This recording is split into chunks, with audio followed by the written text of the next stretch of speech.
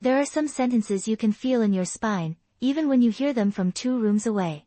For me, it was my sister's voice floating out of the dining room, sharp and smug, as she told a circle of relatives, "Dad cut Rachel off. She's not getting a single thing." I froze in the hallway, holding a tray of coffee cups like some underpaid caterer instead of his daughter. The laughter that followed wasn't loud, but it was there, bubbling under fake sympathy and raised eyebrows.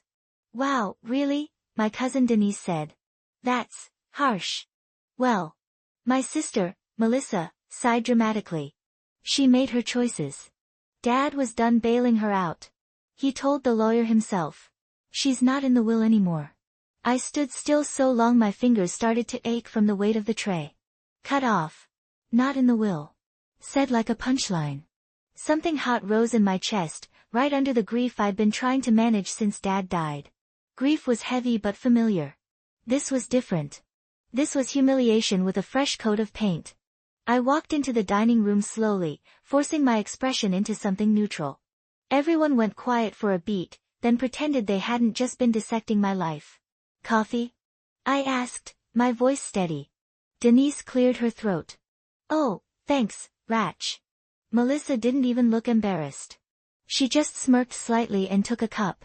"You didn't have to serve everyone. We could have handled it." "Right. I didn't have to. I just didn't know what else to do with my hands after listening to my sister rewrite my life." I set the tray down on the sideboard and took the empty chair by the wall. Aunt Carol changed the subject almost immediately, talking about the weather, the flowers, anything to stretch across the tension like a tablecloth. But it was there. I could feel it. The way a couple of my cousins glanced at me with pity. The way my uncle didn't quite meet my eyes.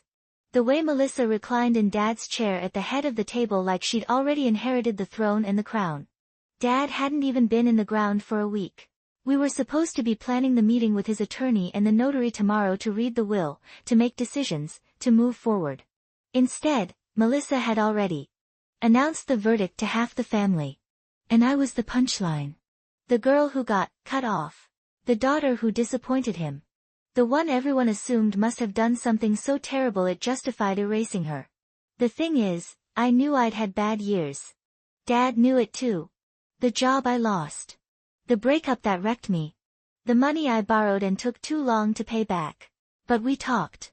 We fixed things. We rebuilt. The last few years had been the calmest, closest we'd ever been. Sunday dinners. Random check-in calls. Inside jokes. His, "How's my kiddo?" voice. He hadn't died angry at me. He'd died holding my hand. But Melissa knew something the rest of them didn't. She had always hated how close we'd become again. She was the successful one. The one with the MBA, the high-paying job, the designer kitchen. The one who liked to drop phrases like liquid assets and equity position into conversations that didn't require either. The idea that Dad might have forgiven me, trusted me, even left something to me? That threatened the storyline she'd been starring in her whole life. So she cut me out with her words long before any paper was read. And everyone in that room heard her. That night, after everyone left, I stayed behind to help Mom rinse dishes and load the dishwasher. She moved slower than usual, shoulders slumped, face drawn in a way that had nothing to do with age and everything to do with grief. I handed her a mug. "Do you want me to stay over tonight?" She shook her head. "No, honey. You need rest too. Tomorrow's a big day." "Yeah. Big in more ways than one." I hesitated, then asked as casually as I could, "Did Dad ever say something like that to you? About cutting me off?" Her hands paused in the sink, fingers submerged in soapy water. She didn't look at me right away. "Melissa's been saying a lot of things," she said, rinsing the mug too thoroughly. "Your father was angry with you for a while. But she finally met my eyes. He also knew when to let go of anger."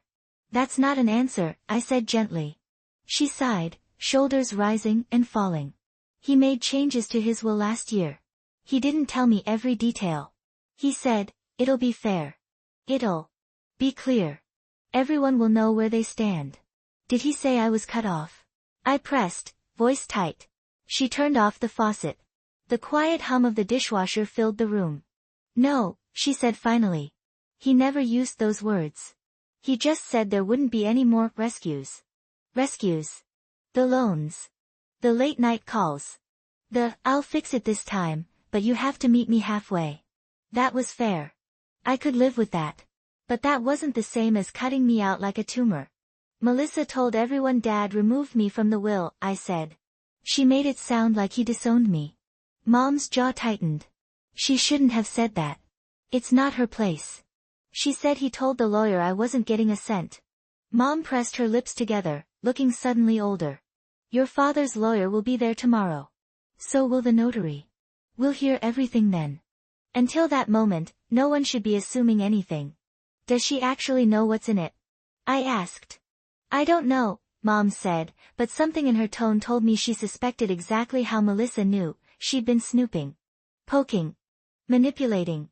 Maybe leaning on Dad when he was too tired to argue. I nodded and swallowed down the lump in my throat. Okay, I said. We'll see tomorrow. I lay awake half the night replaying Melissa's words in the dining room. Dad cut Rachel off. She's not getting a single thing. The way she said it, not grieving, not sad, but satisfied, like someone delivering breaking news she'd been waiting to share. I thought about texting her. Demanding answers. Asking what, exactly, Dad had decided about me. But then I imagined her typing back some smug response, or worse, the same line, ask the lawyer. You'll see. And I realized something. If she had really won, she wouldn't need an audience so badly. She could have waited until the will reading, let the attorney speak, watched my face in real time when he read the words. But that wasn't enough for her. She wanted pre-approval. She wanted to control the narrative. She wanted everyone walking into that meeting already believing that I was the outsider, the failure, the cautionary tale. She wanted me humiliated in advance. The old me would have walked in tomorrow with a fake smile and swallowed the shame whole, pretended it didn't break anything inside me. The me who had spent the last few years rebuilding my life. She felt something different stirring.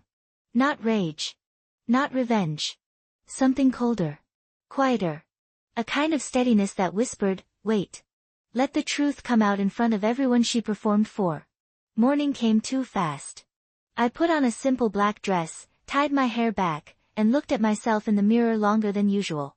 I didn't want to look pathetic. Or desperate. Or like a ghost. I wanted to look composed. If I was going to be publicly humiliated, I at least wanted to be upright for it. When I arrived at the notary's office, most of the family was already there. The waiting area felt crowded. My mother sat on a small sofa, clutching her purse like a lifeline. My aunt and uncle murmured quietly in the corner. Melissa stood by the water cooler, retelling some story to Denise and another cousin, her hands moving animatedly. When she saw me walk in, her eyes flicked over me like a scanner, then she pasted on a neutral smile. There you are, she said. We were wondering if you'd show. Pretty hard to read a will without all the heirs, isn't it? I replied. Her smile twitched, just for a second. Well. Some of us are more central than others. I let that hang in the air. I could have snapped back. I could have said something sharp and loud, let my anger spill everywhere. But something in me said, no. Not yet. Let her dig deeper. Let her feel safe. Let's just get through this, I said instead, taking a seat beside Mom. A few minutes later, the notary came out, a middle-aged woman with sharp eyes and a no-nonsense posture. Behind her was Dad's attorney, Mr. Collins, carrying a leather folder. Thank you all for coming, the notary said. We'll move into the conference room now. We filed in, the scrape of chairs and shuffle of feet filling the silence. Melissa immediately slid into the chair closest to Mr. Collins, near the end of the table where Dad would have sat. Her eyes glittered with a kind of anticipation that made my stomach tighten. The notary took her place at the head of the table, documents neatly aligned in front of her. We're here to review and notarize the late Mr. Daniel Morgan's updated will and testament, she said calmly. This is the most recent version on file. The word rang through the room. I saw Melissa straighten, just slightly. Mom's fingers tightened on the edge of her chair. And for the first time since I'd heard my sister's sentence echo down the hallway the night before, Dad cut Rachel off. She's not getting a single thing. I felt something shift inside me. Because if this will was updated, it meant one simple thing. At some point, Dad had looked at whatever story my sister was trying to cement, and changed it. And the notary, the attorney, and every single person Melissa had tried to impress were about to hear exactly what he decided. Not from her, but from the only voices that mattered now, his lawyer, his documents, his signature. And maybe, just maybe, from the part where my name wasn't erased at all. The conference room felt colder than it should have been. Not icy, just quiet in a way that made every breath sound louder, every heartbeat feel sharper. The notary adjusted her glasses, glanced around the long table, and said, "Before we begin, I want to confirm that everyone present understands this is the reading and notarization of the updated will of Daniel Morgan." Updated. There it was again. Melissa folded her hands like she was posing for a portrait. Yes. Of course. I kept my eyes on the notary because looking at my sister felt like staring at a storm cloud pretending to be the sun. Mr. Collins, Dad's attorney, opened his leather folder with the same steady calm he'd had at the funeral. He took out a stack of papers, aligned them neatly, and gave the notary a small nod. She began, "Daniel Morgan executed this will 9 months ago. It includes changes that supersede any earlier versions." Melissa's nails tapped softly against the table. Her smile tightened. 9 months ago. I thought back. That was after Dad and I had rebuilt everything. After Sunday dinners. After weekend fishing trips. After the night he'd told me he was proud of how far I'd come. I felt my breath settle a bit. The notary continued, "We will begin with general directives, then move to personal bequests." She read the standard lines about debts, funeral costs, and the house. Melissa listened like a queen waiting for her crown to be placed on her head. Then came the sentence that made the whole room lean in. Next, the division of personal and financial assets. Melissa sat straighter. She even glanced at me, confident, smug, ready to watch me fall apart. It almost made me smile. Not because I knew what was coming but because she thought she did. Mr. Collins cleared his throat and began to read. "To my eldest daughter, Melissa Morgan, I leave the responsibility of maintaining the family home for the duration specified in Section 4. Responsibility. Not ownership. Not inheritance." Melissa's smile froze. She blinked once, then again, confused. The attorney continued, "This includes the upkeep, taxes, and any maintenance required." Her face went pale in one slow wave. Responsible for the house. But not the owner. Not the inheritor. The cousins glanced at each other. Aunt Carol raised her eyebrows. Mom covered her mouth. And Melissa whispered, too softly for most to hear, "What?" But I heard it. Clear as a bell.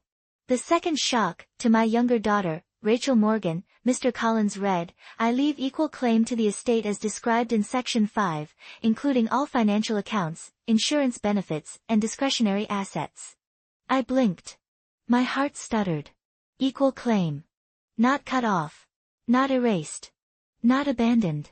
I felt my mother's hand touch my arm under the table. Quiet. Soft. Supportive. Melissa's chair creaked as she turned toward the notary.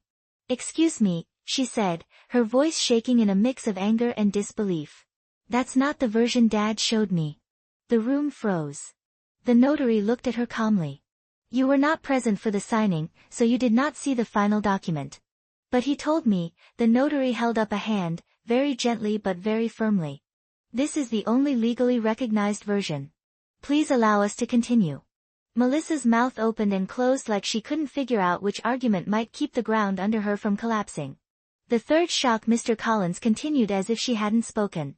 "There is an addendum." Addendum. Melissa stiffened again, gripping the edge of the table like she expected her name to be attached to something significant. Something glamorous. Something that proved everything she said yesterday. Mr. Collins read, "This addendum reflects my desire to support my daughter Rachel in her continued independence. I hereby designate her as the beneficiary of the personal life insurance policy described in Section 7. Cousin Denise looked at me with wide eyes. Two uncles exchanged glances. Someone let out a low breath. Melissa's entire face flushed red, then white, then red again. "That's impossible," she snapped. "Dad said he wasn't giving her anything else." The notary straightened in her chair. "Ms. Morgan, I need you to remain respectful during this process." Melissa whipped toward Mom. "Did you know about this?" Mom shook her head. "Your father handled his own affairs." Melissa stared at her like she'd just betrayed her, then swung back to the lawyer. This doesn't make sense, she insisted. Dad told me Rachel was cut off. He told me she was on her own. Mr. Collins didn't flinch. Your father never expressed that to me. In fact, he was very clear about ensuring both daughters were treated fairly.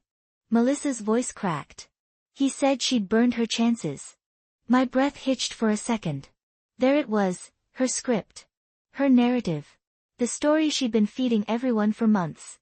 But then the notary said quietly, that is not what this document reflects. Melissa's fingers curled into her palm. The addendum that changed everything. The notary checked the next page and said, we will now read the final letter included in the updated will. My heart dropped to my stomach. A letter. Another direct message. Mr. Collins unfolded it carefully. This is a personal note written by Daniel Morgan to accompany the updated will. He read, to my daughters, Melissa and Rachel. I have lived long enough to know that families go through seasons. Some seasons pull people apart. Some bring them back together. I do not make decisions out of anger or punishment. I make them based on who shows up with honesty, humility, and growth. Melissa's shoulders tensed like a rope pulled tight. He continued, no one is beyond redemption. No one is beyond forgiveness. The past is not erased, but it does not decide the future unless we allow it to. I want both of you cared for. I want both of you supported. That is why I chose fairness, not favoritism. I blinked hard. My throat tightened. Then came the line that shifted the entire room, and because I know rumors spread faster than truth, I ask for this letter to be read in front of all witnesses so no version of my wishes can be twisted into something I never said. Melissa's mouth fell open. Actually fell open. She covered it with her hand, her face drained of all confidence, all smugness, all control. Everyone in the room looked at her. Everyone. And I didn't have to say a word. Dad had said it for me. The notary looked up. This completes the reading of the will. Melissa pushed back her chair so suddenly it scraped across the floor. She stood, eyes wild, cheeks flushed. He didn't mean this, she said to no one and everyone. Dad would never do this. He wouldn't give Rachel anything. She doesn't deserve it. The cousins stared. Aunt Carol whispered something to Uncle Ron. Mom closed her eyes in embarrassment. And me? I just watched. Not gloating. Not smiling. Not victorious. Just, steady. Because this was what Dad meant in that letter. He knew there would be rumors. He knew she'd rewrite the story. He knew someone would try to manipulate the narrative. So he wrote the ending himself. And now the room wasn't laughing at me. They weren't pitying me. They weren't side-eyeing me. They were watching Melissa fall apart under the weight of her own lies. I didn't need to lift a finger. She humiliated herself. In front of everyone she'd tried to impress. Everyone she'd whispered to. Everyone she'd bragged to. Everyone she'd told, Rachel's cut off. And the thing about public humiliation? It hits hardest when the humiliation is self-made. When Melissa stopped shouting long enough to catch a breath, the room didn't rally around her the way she expected. No one stood up to defend her. No one said, I'm sure there's been a misunderstanding. No one even looked sympathetic. Instead, people shifted away from her, subtle but unmistakable movements. Chairs edged back. Eyes dropped. A few cousins suddenly found the table very interesting. Public humiliation doesn't always come with laughter. Sometimes it comes with silence. A silence that makes the person unravel faster than any argument could. Melissa's face flushed an alarming shade of red. Her hands trembled at her sides, and she looked around like the air itself had betrayed her. This is wrong, she said again, voice cracking. Dad didn't mean this. But the notary's voice was steady as a locked door. These documents were signed, witnessed, and notarized in compliance with state law. This is the only valid will. I almost felt sorry for my sister in that moment. Almost. Because all of this. She created it. She crafted the narrative. She performed it. She weaponized it. And now the performance had a different ending than she rehearsed. My cousin Denise cleared her throat. Melissa, why would you tell everyone Rachel was cut off if you weren't sure? My sister spun on her. He told me. Dad told me. The notary stepped in smoothly. There is no record of any such communication, and no corresponding legal change. If he told you verbally, he changed his mind before finalizing his estate. Melissa's jaw clenched. No. No, he wouldn't just change things without telling me. The attorney fixed his glasses. He was clear about his reasons for updating his will. He made the decision independently. Independently. That word hit her like a slap. Because Melissa had always believed she was his advisor, his favorite, his right hand. The idea that Dad had acted without her. That he might have grown closer to me, valued my effort, my progress, my growth. That he saw something she didn't. Unthinkable to her.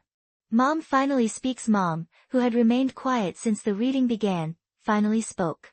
Melissa, she said softly, your father told you many things over the years. But he also told you what you wanted to hear sometimes. Melissa turned, stunned. Mom? Mom's voice wasn't angry. It was tired, sad, and heavier than I'd ever heard it. He didn't want you fighting with your sister. He didn't want you competing over who did more. He didn't want this family tearing itself apart. She swallowed. And he updated the will because he felt Rachel had changed. He was proud of her. Something broke across Melissa's face. Shock. Betrayal. A kind of wounded disbelief. You're taking her side, she whispered. Mom shook her head. No. I'm taking your father's side. Melissa's lips quivered. She leaned back against the wall for support, as if everything inside her had suddenly lost its structure. The notary's final document. The notary flipped to another page and said, there is one more item to acknowledge. Melissa's head snapped up. What now? The notary slid a short, stamped document across the table. This, she said, is the transfer authorization for the discretionary fund your father established. Melissa blinked, confused. The what? Mr. Collins explained gently. Your father created a separate account to support whichever daughter he felt needed it most moving forward. A murmur went around the room. Melissa lifted her chin slightly, the spark of hope returning. Of course. That must be mine. Dad always said I was the responsible one. The notary didn't blink. The named beneficiary on this account is Rachel Morgan. The heir left the room. All at once. Melissa stared as if she'd been slapped. No, she whispered. No. But the notary continued, your father wrote a short note when he designated her. She read it aloud, responsibility doesn't come from perfection. It comes from learning. Rachel has learned. I trust her with this. I felt something inside me soften and ache at the same time. Dad saw me. When no one else did. Even when I didn't see myself.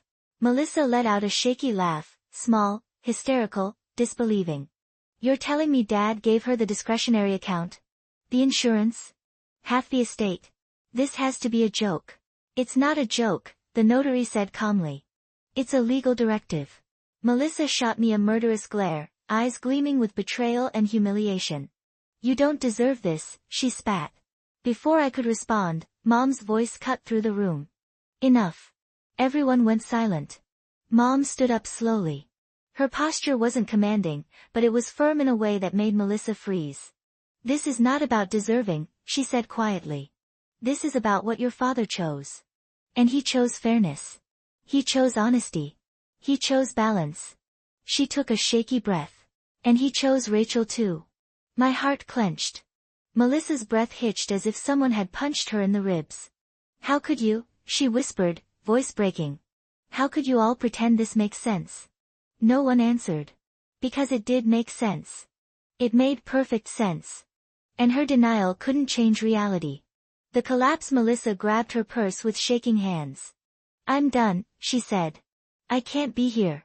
She stormed out of the conference room, pushing through the door so hard it banged against the wall. But as she walked away, something became clear. This wasn't a sister angry about money. This was a woman watching the story she built crumble in front of her. A story where she was the hero.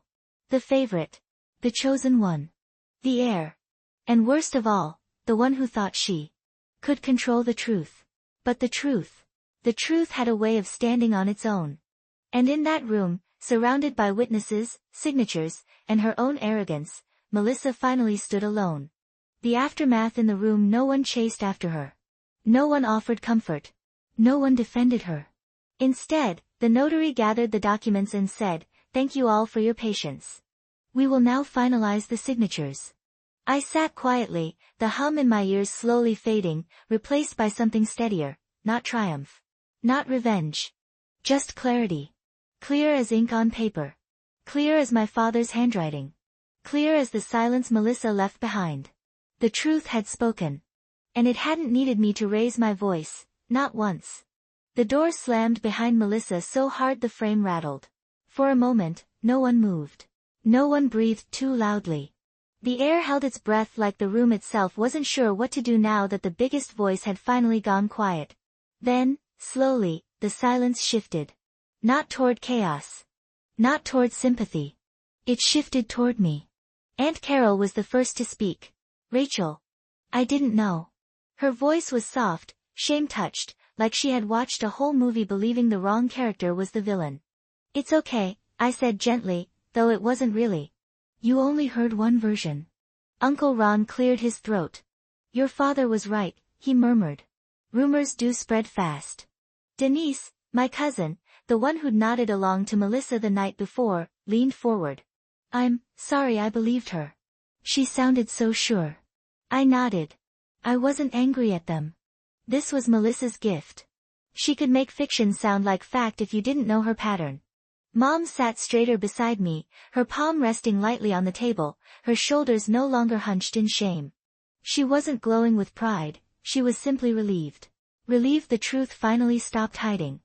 And for the first time since Dad's funeral, I felt something warm and steady settle in my chest. Not vindication. Not victory.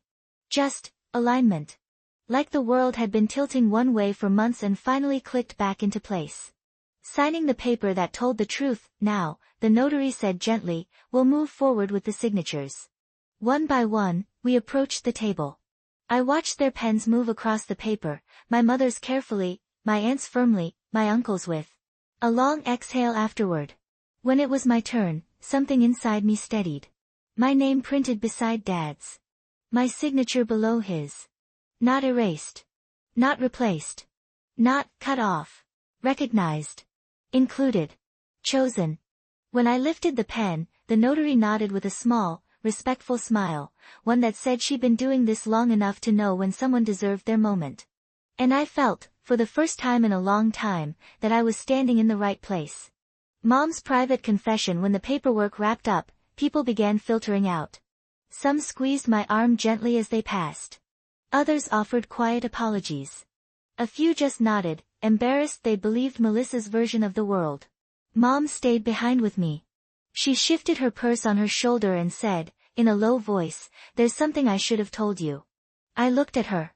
Her eyes were glassy, but steady. 2 weeks before your father passed, she said, he told me he was updating his will. He didn't say what the changes were, but he did say he hoped the decisions would help you two understand each other. I swallowed. Understand each other how? That you're different, she said. Not less. Not failed. Just, different. I blinked. Her voice had softened in a way I hadn't heard since I was a teenager. He knew Melissa had a habit of assuming she was entitled to things, Mom continued. He worried she'd try to take control. And he worried you'd stay quiet even if something wasn't fair. She looked at me with a sadness that wasn't pity, just truth she wished she'd spoken earlier. He trusted you, she said. More than you think. I nodded, breathing in slowly, letting the weight of those words settle. I know, I whispered. I felt that today. Mom pulled me into a brief hug, stiff at first, then tighter. Took us a long time to get here, she murmured. Yeah, I said. But we made it. The hallway confrontation. We walked out of the conference room thinking the day was over. We were wrong. Melissa was waiting in the hallway. Her arms were crossed, her back against the wall, her eyes swollen, whether from anger or humiliation, I couldn't tell. When she saw me, she straightened. So, she said sharply, congratulations. I blinked. Melissa, no, she held up a hand. Don't do the humble act. You won. You got what you wanted. Dad left you money. A fund. Half the estate. Whatever. That's not what this is about. She laughed, short, bitter. Of course it is. You think I don't know how this looks? Everyone thinks I'm a liar. You are, I almost said. But I didn't. Because she looked fragile in a way I had never seen. Not defeated, but exposed. You told everyone I was cut off, I said quietly. Even though you didn't know. Her eyes flickered. Dad told me, no, I said gently. Dad told you what you wanted to hear. Because sometimes you don't listen to anything else. She froze. I continued, calm, steady, no edge in my voice. You've always needed to be the one in control. The favorite. The one who decides who's worthy and who isn't. Her jaw clenched. And you were so sure about the story you built, I said, that you didn't stop to ask if Dad might have seen things differently. Her breathing hitched. Rachel, she whispered, I thought he chose me. He did, I said softly. He chose both of us. Just not the way you imagined. She blinked hard, her eyes glistening. Everyone hates me now, she murmured. No, I said. They just finally see you clearly. She winced, but she didn't walk away. And I didn't gloat. I didn't taunt. I didn't deliver any blow. Because that's the thing about public humiliation, if someone builds it themselves, you don't need to add anything. The truth finishes the job. The final cut. The notary approached us on her way out, carrying the finalized file. She stopped beside Melissa and said politely, Ms. Morgan, you're still responsible for maintaining the family home as outlined. We'll contact you soon regarding the timeline. Melissa blinked. Responsible? Meaning? The notary smiled thinly. Meaning you pay for the upkeep. Taxes. Repairs. Until the estate settles the long-term future of the property. She walked away. Melissa stared into the air as if the entire building had tilted under her feet. She didn't inherit the house. She inherited the bills. And everyone in the family knew it. She'd told the world she was the heir, and ended up the caretaker. The humiliation wasn't loud. It wasn't flashy. It was slow, creeping, undeniable. A truth revealed in front of her entire audience. I didn't rub it in. I didn't celebrate. I just stepped past her, steady, quiet, grounded. In the truth Dad left behind.